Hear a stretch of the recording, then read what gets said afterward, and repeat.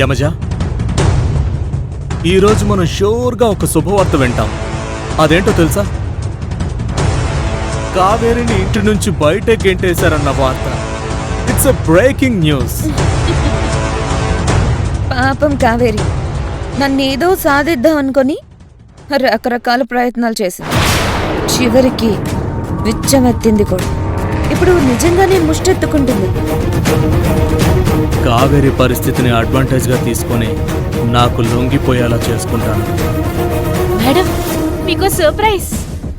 ఈ వీడియో చూడండి. ఆయన నన్ను అనుమానిస్తున్నాడు.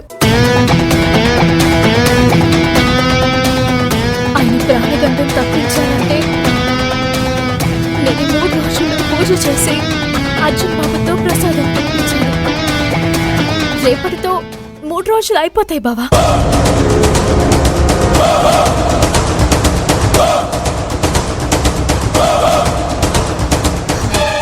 ఓహో, ఇదన్నమాట అసలు రహస్యం.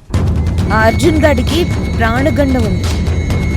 వాణ్ణి రక్షించుకోవడానికి ఈవిడ గారు 3 ఇళ్లలో భిక్షమెత్తి ఆ బియ్యంతో ప్రసాదం చేస్తుంది.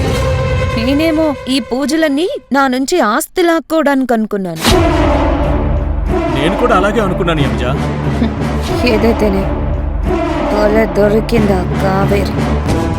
అది ఎలా పూజ చేస్తుందో, అమ్మవారికి ప్రసాదం ఎలా సమర్పిస్తుందో నేను చూస్తాను.